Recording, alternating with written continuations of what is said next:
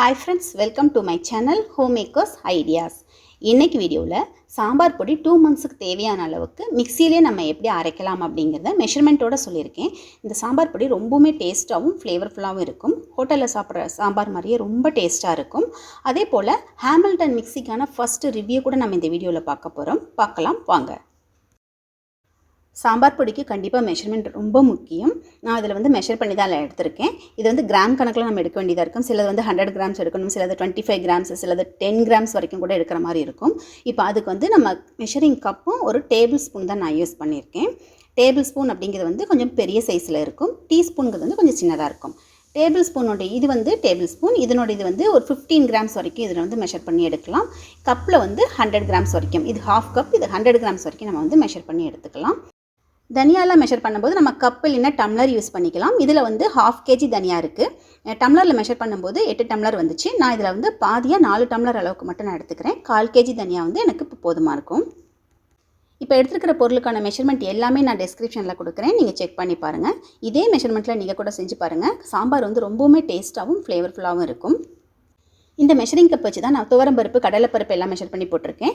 ஏன்னா அதெல்லாம் வந்து 25 grams வரைக்கும் நம்ம வந்து மெஷர் பண்ணி போடுவோம். சப்போஸ் உங்கள்கிட்ட வந்து மெஷரிங் கப் இல்லை அப்படின்னா நீங்கள் வந்து இந்த மாதிரி டேபிள் ஸ்பூனே கூட எடுத்துகிட்டு டேபிள் ஸ்பூனோடைய குவான்டிட்டி வந்து ஒரு 15 grams அப்படின்னு வச்சுட்டு அதுக்கு தகுந்த மாதிரி நீங்கள் வந்து மெஷர் பண்ணி போட்டுக்கலாம். ஏன்னா நம்ம வந்து 1/4 kg தனியா எடுக்கிறோம் அப்படின்னா இந்த மாதிரி கிராம் கணக்கில் தான் நம்ம போட வேண்டியதாக இருக்கும். ஸோ நமக்கு வந்து மெஷர் பண்ணுறது கூட ஈஸியாக தான் இருக்கும். அதே மாதிரி ரெட் சில்லி பார்த்தீங்கன்னா தனியா எவ்வளோ எடுக்கிறோமோ அதுக்கு ஈக்குவலாக நம்ம red chilli 1 kg தனியானா 1 kg red chilli அந்த மாதிரி போட்டோம் அப்படின்னா சாம்பார் வந்து நல்லாயிருக்கும். இப்போ இதில் வந்து நான் எடுத்துக்கிற சில்லி வந்து ரொம்பவுமே காரமாக இருக்கும். அதனால் நான் வந்து 100 grams மட்டும் எடுத்திருக்கேன். அதே மாதிரி கலர் வராது, அதுக்காக வேண்டி காஷ்மீரி சில்லி வந்து ஒரு 50 grams சொல்லிட்டு 150 grams மட்டும் தான் நான் ஆட் பண்ணுறேன். ஏன்னா அந்த மிளகாய் ரொம்பவுமே காரமாக இருக்கும். அதுக்கு தகுந்த மாதிரி நம்ம வந்து மிளகாவை அட்ஜஸ்ட் பண்ணி நம்ம போட்டுக்கலாம். இதில் நான் ஆட் பண்ணிக்கிற பெருங்காயம் வந்து நாட்டு மருந்து கடையில் வாங்கினது. அதனுடைய ஃப்ளேவர் வந்து ரொம்பவுமே நல்லாயிருக்கும். ஒரிஜினல் பெருங்காயம் சொல்லுவாங்க. அது கூட அடிஷ்னலாக எதுவும் ஆட் பண்ணியிருக்க மாட்டாங்க. அந்த மாதிரி இதெல்லாம் வந்து நம்ம சாம்பார் பொடி, ரசம் பொடிக்கெல்லாம் வந்து யூஸ் பண்ணிக்கலாம். இப்போ எல்லா பொருளையுமே நம்ம வந்து தனித்தனியாக வறுத்து எடுத்துக்கலாம். இதில் வந்து தனியாக தான் ஃபஸ்ட் நான் ஆட் பண்ணியிருக்கேன். லோ ஃப்ளேமில் வச்சுட்டு நிதானமாக வறுத்துக்கணும். இது ரொம்ப ஃப்ரை ஆகிடக்கூடாது, கலரும் சேஞ்ச் ஆகக்கூடாது, ஏன்னா ஃப்ளேவர் சேஞ்ச் ஆகிடும். அதனால் கை பொறுக்கிற அளவுக்கு சூடானால் மட்டும் போதும், அதை அப்படியே நம்ம எடுத்துக்கலாம். எல்லா பொருளுமே அப்படி தான், நல்லா சூடாகணும், அவ்வளோதான். அது வந்து கலர் சேஞ்ச் ஆச்சு அப்படின்னு சொன்னால் அதனுடைய ஃப்ளேவரும் வந்து கண்டிப்பாக சேஞ்ச் ஆகிடும். அதனால் ஜஸ்ட் அது சூடாகும்போது நம்ம வந்து அதை எடுத்துடலாம். நீங்கள் பார்த்தீங்கன்னாவே தெரியும், நான் எல்லா பொருளையுமே தனித்தனியாக தான் வறுத்துருப்பேன். ஏன்னா ஒன்றுக்கு ஒரு மாதிரி டைம் எடுக்கும். அதனால் வந்துட்டு நிதானமாக லோ ஃப்ளேமில் வச்சுட்டு வறுத்து எடுத்துக்கலாம். 1/4 kg தனியாலாம் நம்ம யூஸ் பண்ணி அரைக்கிறோம் அப்படின்னா வீட்டில் மிக்சிலேயே நம்ம வந்து அரைச்சிக்கலாம். நான் ஏற்கனவே பட்டர்ஃப்ளை மிக்சி தான் நான் யூஸ் பண்ணிட்டு இருந்தேன். அப்போ வந்து நான் பெரிய ஜாரில் வீட்டிலேயே தான் நான் வந்து சாம்பார் பொடி அரைச்சிக்குவேன். ஒரு டைமும் வந்து 1/4 kg தனியாக போட்டு நான் அரைப்பேன். எனக்கு 1.5 month வரைக்கும் வந்து வரும். நம்ம சமைக்கிறதுக்கு யூஸ் பண்ணுற சாம்பார் பவுடர், தனியா பவுடர், ரசம் பவுடர், கரம் மசாலா பவுடர் எல்லாமே வந்து நான் வீட்லேயே தான் நான் வந்து ரெடி பண்ணிவிட்டு மெஷினில் கொடுத்து அரைச்சிட்டு இருந்தேன். கரம் மசாலா பவுடர்லாம் நான் வீட்லேயே தான் அரைச்சிக்குவேன் ரெகுலராகவே. மற்றபடி தனியா powder, turmeric powder, sambar powder எல்லாமே வந்து நான் மெஷினில் தான் கொடுத்து அரைச்சிட்டு இருந்தேன். எனக்கு அது கம்ஃபர்டபுளாக இல்லை. அதுக்காகவே தான் நான் வந்து இந்த மிக்சி சூஸ் பண்ணி நான் வாங்கினேன். இப்போ இந்த மிக்சியில் தான் நான் வந்து சாம்பார் பவுடர் ஃபஸ்ட்டு அரைக்க போகிறேன். அதனுடைய ரிவ்யூ எப்படி இருக்குது அப்படின்றதையும் நம்ம வந்து பார்க்கலாம்.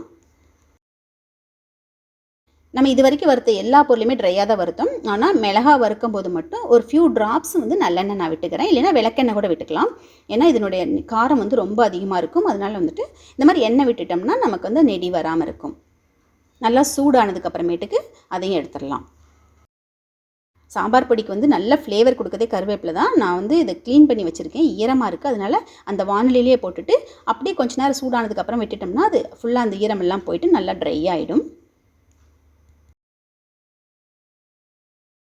இப்போ பாருங்கள், நான் எல்லா பொருளையுமே வறுத்து எடுத்து வச்சுருக்கேன். இதை நல்லா மிக்ஸ் பண்ணி விட்டுட்டு இப்போ நம்ம இதை அரைக்க போகிறோம். இப்போ இதில் வந்து பெரிய ஜார் தான் எடுத்திருக்கேன். இதில் பொருள் நம்ம உள்ளே போடும்போது மேக்ஸிமம்னு போட்டுட்டு ஒரு லைன் கொடுத்துருப்பாங்க. அதுக்கு கீழே வரைக்கும் நம்ம வந்து போடுற மாதிரி இருக்கும். அதே மாதிரி இதில் வந்து 1.5 liter கெப்பாசிட்டி உள்ள பெரிய ஜார் தான் நான் எடுத்திருக்கேன்.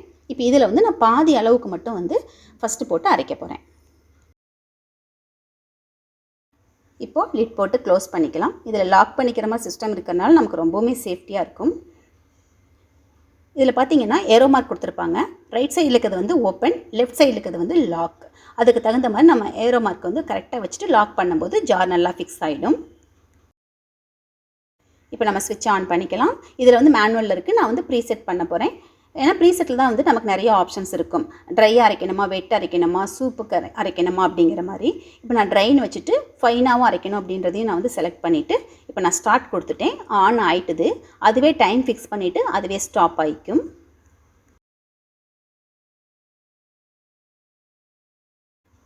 ஃபஸ்ட்டு 1 ஈடு போடும்போது நான் வந்து டைம் வந்து 1 minute 40 seconds இருந்துச்சு. இப்போ பாருங்கள், இது வந்து 0க்கு வரும்போது ஆட்டோமேட்டிக்காக இது ஆஃப் ஆகிடும். ஒரு டைம் நம்ம அரைக்கிறதுக்கு வந்து 1 minute 40 seconds எடுக்குது, அவ்வளோதான்.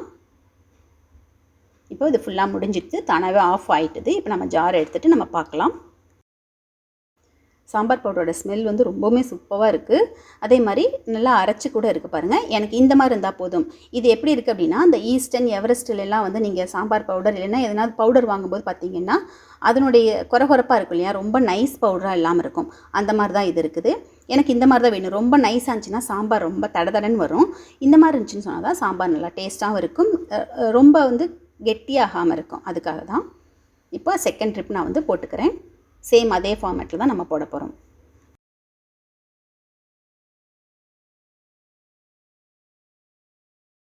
இந்த சாம்பார் பவுடர் அரைக்கிறதுக்கு எனக்கு டைம் பார்த்தீங்கன்னா ஃபஸ்ட் டைம் போடும்போது 1 minute 40 seconds ஆச்சு. செகண்ட் டைம் போடும்போது இன்னொரு 1 minute 40 seconds ஆச்சு. டோட்டலாக நியர்பை 3 minutes அவ்வளோதான் நமக்கு தேவைப்பட்டுச்சு. சாம்பார் பொடி ரெடி ஆகிடுச்சு. இப்போ நான் என்ன பண்ணேன், 2 ட்ரிப் நான் வந்து சாம்பார் பொடி போட்டிருக்கேன்.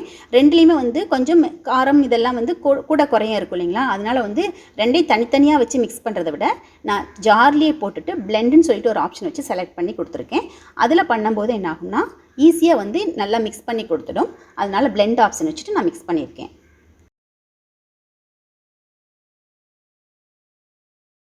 இது பிளெண்ட் பண்ணுறதுக்கு வந்து எனக்கு 1 minute 30 seconds அந்த மாதிரி எடுத்துச்சு. ஸோ இப்போ இதை நல்லா பிளெண்ட் பண்ணிடுச்சு. ரெண்டும் நல்லா மிக்ஸ் ஆகிட்டுது. இப்போ இதை நம்ம வந்து பாத்திரத்தில் கொட்டி நல்லா ஆற வச்சுட்டு ஏர்டைட் பாக்ஸில் போட்டு வச்சுக்கலாம்.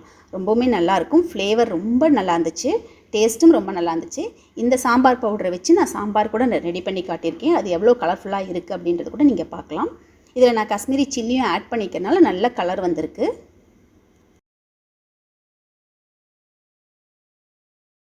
இது போல் பாட்டில் தான் நான் ஸ்டோர் பண்ணியிருக்கேன்.